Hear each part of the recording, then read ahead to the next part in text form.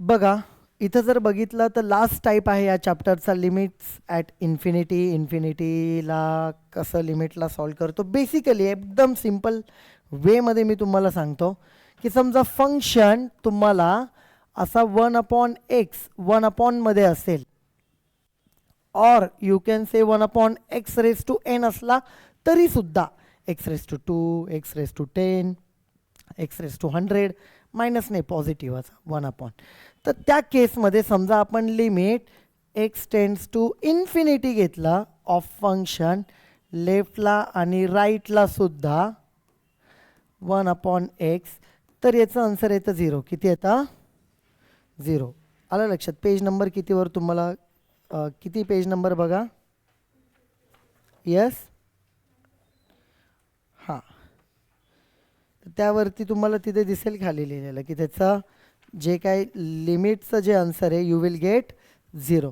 तर याचा फायदा कुठं हे पूर्ण डिफरंट आहे याच्यामध्ये 0 वगैरे काय नाही. तुम्हाला हा टाईप ओळखायला सगळ्यात सोपं आहे पूर्ण चॅप्टरमध्ये कारण x टेंड्स टू इन्फिनिटीचं हीच एक्सरसाइज आहे बाकी कोणतीच नाही आहे. ठीक आहे ओके. आता याच्यानंतरचा पॉईंट आपण बघूया काय आहे. डायरेक्टली आपण एक्झाम्पलकडे जाऊ. सॉल्व कसं होईल. सॉल्व करत असताना एकदम सिम्पल मेथड आहे. डायरेक्ट मेथड आपण इथं यूज करायची. Limit x tends to infinity ax plus b upon cx plus d. पण डायरेक्ट मेथड वापरण्याच्या आधी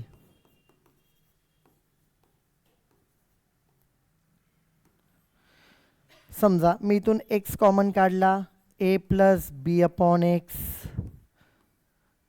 इथून x कॉमन काढला c plus D upon X. तुम्हाला येते लक्षात काय केलं इथे आपण एक प्रकारे एक गोष्ट लक्षात घ्या. इथून x काढले इथून तुम्ही म्हणणार सर असं का केलं. हे बघा x टेंड्स टू इन्फिनिटी आपण तेव्हाच अप्लाय करणार जेव्हा x ची टर्म डिनॉमिनेटरला राहील. x ची टर्म कुठे पाहिजे न्यूमरेटरमध्ये. म्हणजे जिथं तुम्ही अप्लाय करताय कोणती टर्म तर समजा ax प्लस बी हा x असा वर नकोच आहे. तो एक तर इथं खाली पाहिजे इकडे खाली पाहिजे त्याची पॉवर काहीतरी पाहिजे वर अजिबात नको त्या टर्मच्या. आलं लक्षात. ठीक आहे. तुम्ही म्हणणार हे काय सर न्यूमरेटरमध्ये इथं x आला. अरे नाही न्यूमरेटरमध्ये 2 टर्म झाल्या फर्स्ट टर्म सेकंड टर्म. याच्यामध्ये आतमध्ये पण b अपॉन आहे. आलं लक्षात. समजलं मला काय म्हणायचं आहे. मग आता इथे काय होणार आहे हा x इथे काय झाला आपला कॅन्सल झाला आहे. ठीक आहे. Which is equal to limit आपण एकदा न्यूमरेटरला देऊ a plus B upon x. Limit डिनॉमिनेटरला देऊ x tends to infinity c plus D upon x. Okay. तर या दोन्ही केसमध्ये बघा लिमिट पहिल्या टर्मला दिली एला दिली एचं लिमिट एच प्लस लिमिट बीला दिली बी अपॉन एकदा आलं का तिथं काय होणार लिमिट कॉन्स्टंटला दिली कॉन्स्टंटचं लिमिट कॉन्स्टंट टेंड्स टू काही असू द्या. ठीक आहे. प्लस अपॉन आलं तर त्याचं लिमिट किती तर a upon C is the answer. आलं लक्षात. So this is the answer. त्याच्यानंतर पुढचं एक्झाम्पल बघूया आपण. क्वेश्चन नंबर बघा किती आहे. Yes question number 2 on the page number 156. आता पॉवर बघा x² आहे. पॉवर काय आहे x². तर ह्या केसमध्ये काय असेल लक्ष द्या. सगळ्यात बरं ठीक आहे पहिले गिवन लिहूया. Given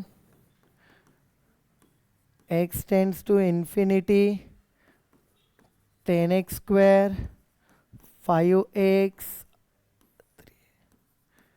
5x² minus 3x plus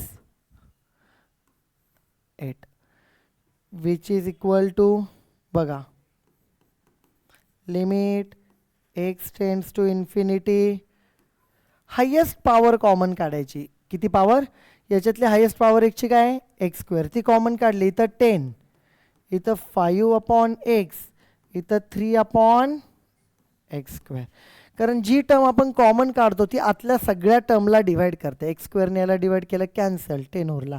5x ला x² डिवाइड केलं 1x कॅन्सल 1च उरला आणि इथं x² डिवायडेड बाय. इथं पण हायेस्ट पॉवर आपण कॉमन काढूया. इथे उरणार 5 मायनस 3/x, इथे 8/x.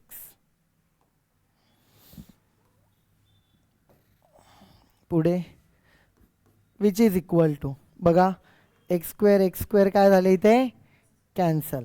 आता डिरेक्टली आपण लिहिलं तरी चालेल, ठीक आहे.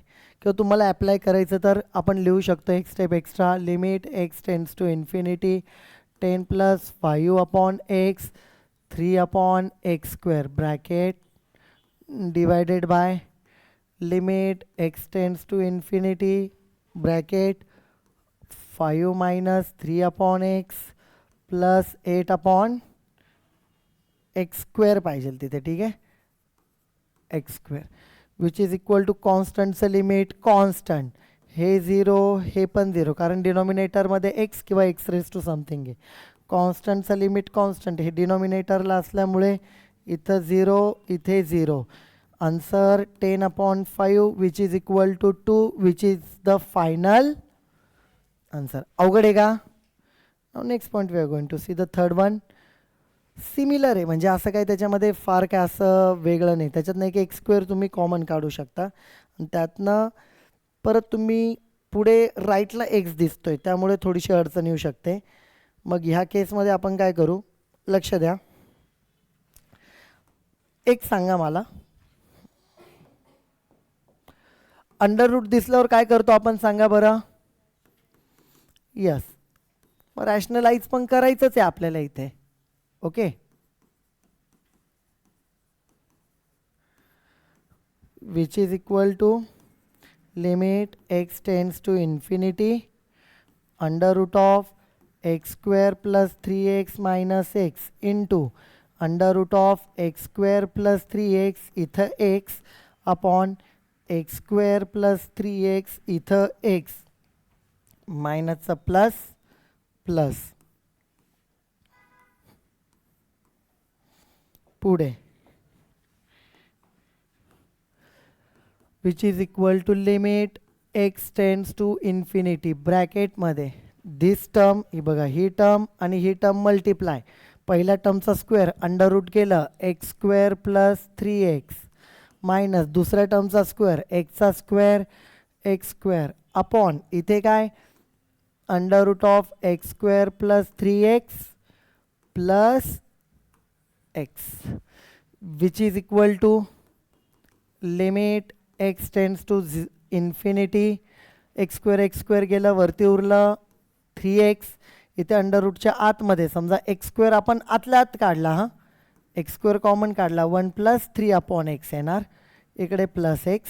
बघा परत limit x tends to infinity 3x अंडररूटच्या बाहेर हा x येणार, x √of 1 + 3x plus x. खाली ह्या दोन टर्म आहे, दिस वन अँड दिस वन. हा x कॅन्सल नाही होणार, ही आणि ही वेगवेगळी, यातनं हा x कॉमन काढावं लागेल पहिले. म्हणजे बघा विच इज इक्वल टू, म्हणजे ही अशी टर्म झाली. Are you getting this? असं असणार आहे, ते दोघं आहेत, ठीक आहे. Limit x tends to infinity वरती 3x आहे, खाली आपण x कॉमन काढला तर आतमध्ये काय उरणार 1 + 3/x + 1. आत्ता हा x आणि x कॅन्सल झाला. उरलेली टर्म बघा वरती आपण लिमिट देऊया.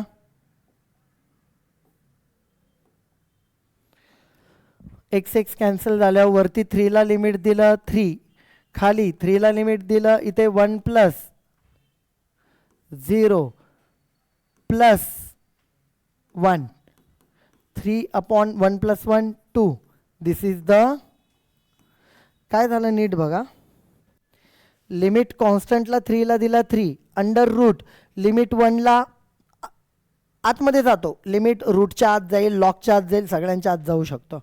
लिमिट रूटच्या आत गेला 1चं राहिलं 1 प्लस 3/अपॉन आलं का limit x tends to infinity असलं काय होणार त्याचं 0. मग त्याचं 0 झालं. हा प्लस प्लस 1ला परत लिमिट गेलं 1चं राहणार 1. मग त्या हिशोबाने आपण लिहिलं कॉन्स्टंट 3चा 3, 1चा 1, 1चा 1, इथं अपॉन एक्स होता म्हणून त्याचं 0, 3 upon under root of 1 is 1, 1 plus 1 is 2. मग इथे तुमचा हा चॅप्टर झाला आहे. या टाईपचं तुम्हाला सगळे सॉल्व करायचे आहेत म्हणून म्हटलं एक 10 मिनिटातच होईल. फक्त तुम्ही हा टाईप व्यवस्थित बघा. यावर क्वेश्चन आला तर उलट चांगली गोष्ट आहे. ठीक आहे, पटकनच लिहून होईल, याला जास्त काही वेळ लागत नाही. सगळ्याच्या सगळं लिहून घ्या.